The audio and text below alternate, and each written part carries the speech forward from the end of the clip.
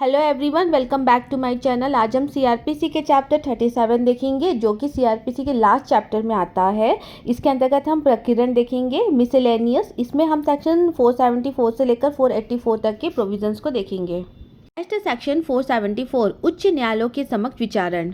Section के अंतर्गत किसी भी ऑफेंस का ट्रायल हाई कोर्ट के द्वारा सेक्शन 407 के अधीन ना करके अगर अलावा किया जाता है, तब वह ऑफेंसेस के ट्रायल में सेम वही प्रोसीजर्स का ऑब्जर्व करेगा जिसका कि सेशन कोर्ट ऑब्जर्व करता है, यदि उसके द्वारा जो केस है उसका ट्रायल किया जाता है। नेक्स्ट सेक्शन 475, सेना न्यायालय द्वारा विचारणीय व्यक्तियों का कमान ऑफिसरों को सौंपा जाना। सेक्शन की सबसेक्शन 1 के अंतर्गत सेंट्रल गवर्नमेंट इस संहिता से और army act 1950, navy act 1957, air force act 1950 और arm force of the union से रिलेटिंग एनी अदर लॉ से कंसिस्ट रूल से ऐसे केसेस के लिए बना सकेगी जिसमें मिलिट्री, नवल्स और एयरफोर्स लॉ या फिर अदर लॉ के अधीन होने वाले पर्सन्स का ट्रायल ऐसे कोर्ट के द्वारा जिसको कि यह संहिता लागू होती है या फिर कोर्ट मार्शल द्वारा किया जाएगा। अब जब कोई भी पर्सन किसी मजिस्ट्रेट के समक्ष लाया जाता है और ऐसे ऑफेंसेस के लिए आरोपित किया जाता है जिसका कि उसका ट्रायल या तो उस कोर्ट के द्वारा जिसको कि यह कोड अप्लाइज है या फिर कोर्ट मार्शल के द्वारा किया जा सकता है,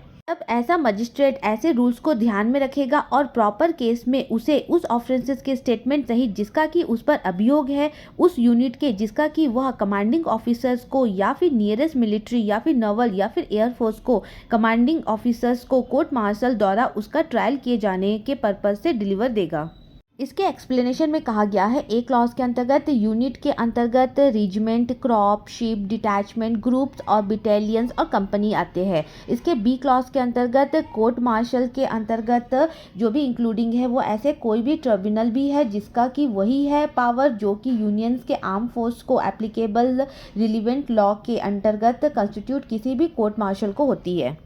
के सबसेक्शन 2 के अंतर्गत एवरी मजिस्ट्रेट ऐसे ऑफेंसेस के लिए एक्यूज्ड पर्सन्स को एप्रीहेंडेड और सिक्योर रखने के लिए अपनी ओर से मैक्सिमम ट्राई करेगा जब उसे किसी ऐसे प्लेस में एम्प्लॉयड या फिर बॉडी ऑफ सोल्जर्स या फिर सेलर या फिर एयरमैन स्टेशनर्ड के किसी भी यूनिट या फिर कमांडर ऑफिसर्स से उसे प्रयोजन के लिए रिटर्न एप्लीकेशन प्राप्त होता है। सेक्शन 3 के अंतर्गत हाई कोर्ट यदि ठीक समझता है तो वह डायरेक्शन दे सकता है कि स्टेट के अंदर किसी भी स्टेट के किसी भी जेल में डिटेन किसी भी प्रिजनर को कोर्ट मार्शल के समक्ष पेंडिंग किसी भी केस के बारे में ट्रायल के लिए या फिर एग्जामाइन करने के लिए कोर्ट मार्शल के समक्ष लाया जाए। नेक्स्ट है सेक्शन 476, प्रारूप। सेक्शन के अंतर्गत कॉन्स्टिट्यूशन के आर्टिकल 237 द्वारा कन्फेडेरेट पावर्स के अधीन रहते हुए सेकेंड शेड्यूल्स में दिए गए फॉर्म्स में वेरिएशन सहित ऐसे एवरी मैटर्स की सर्कमस्टांसेस से अपेक्षित हो जिसमें कि मेंशंस रिस्पेक्टिव पर्पस के लिए यूज्ड में लाए जा सकते हैं, यदि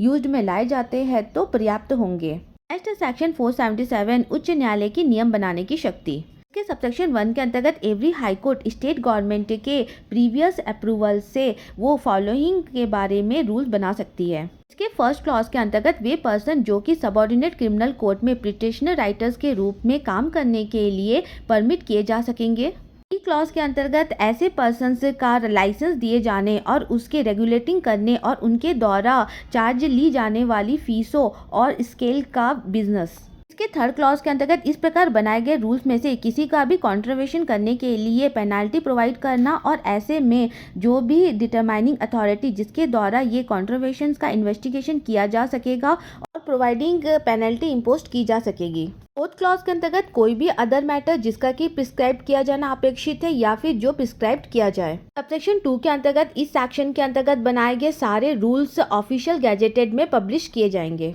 नेक्स्ट सेक्शन 478, कुछ दशाओं में कार्यपालक मजिस्ट्रेटों को सौंपे गए कृत्यों को परिवर्तित करने की शक्ति। इस सेक्शन के अंतर्गत यदि किसी स्टेट का लेजिस्लेटिव असेंबली रिजोल्यूशन के दौरान यह परमिट देता है तो जो स्टेट गवर्नमेंट होगा वो हाई कोर्ट से कंसल्टेशंस के पश्चात में नोटिफिकेशंस के द्वारा यह डायरेक्शन दे सकती है कि सेक्शन 108, 109, 110, 145 और 147 के किसी भी एग्जीक्यूटिव मजिस्ट्रेट के प्रति यह रेफरेंसेस का अर्थ यह लगाया जाएगा कि वह किसी भी फर्स्ट क्लास जुडिशियल मजिस्ट्रेट के प्रति रेफरेंसेस है। नेक्स्ट सेक्शन 479, वह मामला जिसमें न्यायाधीश या मजिस्ट्रेट वैयक्तिक रूप से हितबद्ध है। इस सेक्शन के अंतर्गत एनी मजिस्ट्रेट या एनी जजेस किसी भी केस का जिसमें कि वह पार्टी है या फिर पर्सनली इंटरेस्टेड है उस कोर्ट के परमिशन के बिना, जिसमें कि वो कोर्ट से अपील होती है, ना तो ट्रायल करेगा और ना ही उस ट्रायल को वो कमिट करेगा और ना ही कोई भी जजेस या फिर मजिस्ट्रेट उसके द्वारा पास किए गए किसी भी जजमेंट या फिर ऑर्डर की अपील को सुनेगा।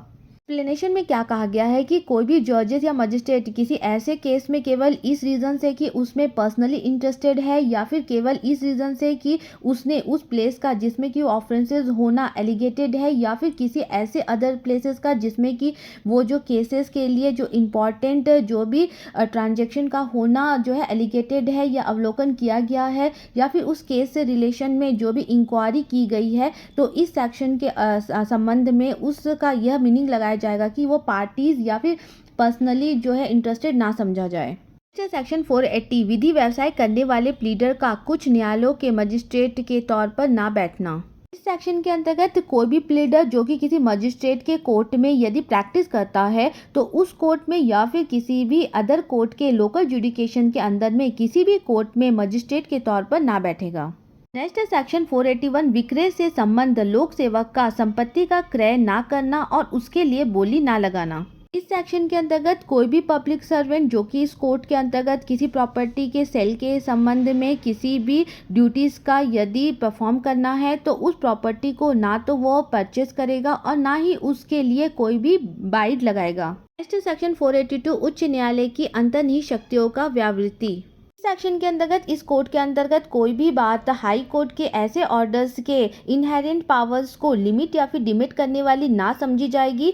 जिसे कि इस कोर्ट के अंतर्गत किसी ऐसे ऑर्डर्स को इफेक्ट करने के लिए या किसी कोर्ट के प्रोसीडिंग्स को एब्यूज प्रिवेंट करने के लिए या फिर किसी भी अदर टाइप्स के जस्टिस के उद्देश्यों की प्राप्ति के लिए सिक्योर करने के लिए नेसेसरी हो। नेक्स्ट सेक्शन 483 न्यायिक मजिस्ट्रेटों के न्यायालयों पर अधीक्षण का निरंतर प्रयोग करने का उच्च न्यायालय का कर्तव्य। इस सेक्शन के अंतर्गत एवरी हाई कोर्ट अपने सबऑर्डिनेट जुडिशियल मजिस्ट्रेटों के कोर्टों पर अपने सुपरिटेंडेंस का एक्सरसाइज इस प्रकार करेगा जिससे कि यह इंश्योर हो जाए कि ऐसे मजिस्ट्रेट द्वारा केसों का जो डिस्पोजल है वो एक्सपीडिशियस या फिर प्रॉपर रूप से किया जाए। नेक्स्ट सेक्शन 484 निरसन और व्यावृत्तियाँ। इसके सबसेक्शन 1 के अंतर्गत the code of criminal procedure 1898 के द्वारा इसे रिपील किया जाता है।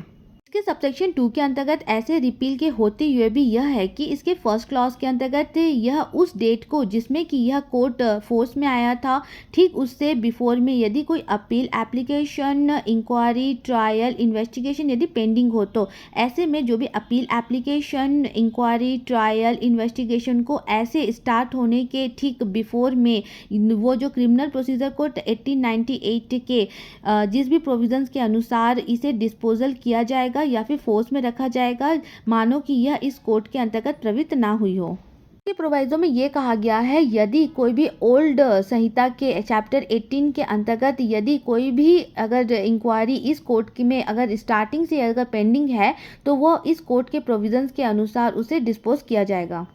बी क्लॉज के अंतर्गत ओल्ड संहिता के अंतर्गत published all notifications issued proclamation confirmed powers या प्रिस्क्राइब फॉर्म्स डिफाइनमेंट लोकल जुडिकेशन दिए गए सभी सेंटेंसेस किए गए सभी ऑर्डर्स रूल अपॉइंटमेंट जो कि स्पेशल मजिस्ट्रेट के रूप में अपॉइंटमेंट नहीं है और ऐसे इस कोर्ट के स्टार्ट के तुरंत पूर्व अगर परिवर्तन में है तो इस कोर्ट के प्रोविजंस के अंतर्गत जो भी published notification issued proclamation confirmed powers या प्रिस्क्राइब फॉर्म्स या फिर डिफाइनमेंट लोकल जुडिकेशन दिए गए सेंटेंसेस और किए गए ऑर्डर्स रूल्स और अपॉइंटमेंट को समझी जाएगी। के थर्ड क्लॉज के अंतर्गत ओल्ड संहिता के अंतर्गत की गई कोई भी ऐसे अकॉर्डेंस या फिर कंसर्न के बारे में जिसके कि प्यूश्योरेंस में उस कोर्ट के अंतर्गत की गई कोई भी अगर प्रोसीडिंग प्रारंभ ना की गई हो तो यह समझा जाएगा कि वह इस संहिता के करस्पॉन्डिंग प्रोविजंस के अधीन दी गई है और ऐसे अकॉर्डेट या फिर कंसर्न के प्यूश्योरेंस में इस कोर्ट के अंतर्गत जो भी प्रोसीडिंग है की जा सकेगी।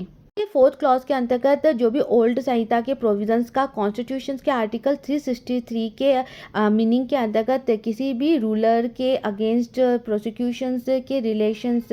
का अप्लाई होना कंटिन्यू रहेगा। कि सबसेक्शन 3 के अंतर्गत जहाँ पर कि ओल्ड संहिता के अधीन किसी भी एप्लीकेशन या फिर अदर प्रोसीडिंग्स के लिए प्रिस्क्राइब्ड पीरियड्स अगर इस संहिता के स्टार्टिंग से ही या फिर उससे बिफोर अगर एक्सपायर हो गई है, तो वह इस संहिता के किसी भी बात का जो मीनिंग होगा ये यह नहीं लगाया जाएगा कि वह इस संहिता के अंतर्गत ऐसे एप्लीकेशन किए जाने या फिर प्रोसीडिंग्स के स्टार्टिंग किए जाने के लिए केवल इस रीजंस के लिए सम्मत करती है कि उसके लिए इस संहिता के जो भी लॉन्गेस्ट पीरियड्स में प्रिस्क्राइब की गई है या फिर इस संहिता के जो भी टाइम है उसे एक्सटेंड करने के लिए प्रोविज़न किया गया है। इसके साथ ही हमारा सीआरपीसी का ये लास्ट चैप्टर यहीं पर समाप्त होता। आई होप कि आपको कंटेंट समझ में आया होगा। मेरे चैनल पर सीआरपीसी के ऑल चैप्टर्स के सारे वीडियोस अवेलेबल है। अगर आपने चैनल को सब्सक्राइब नहीं किया है तो आप चैनल को सब्सक्राइब कर लीजिए, जिसमें आपको सारे वीडियो अवेलेबल मिल जाएंगे। Thank you.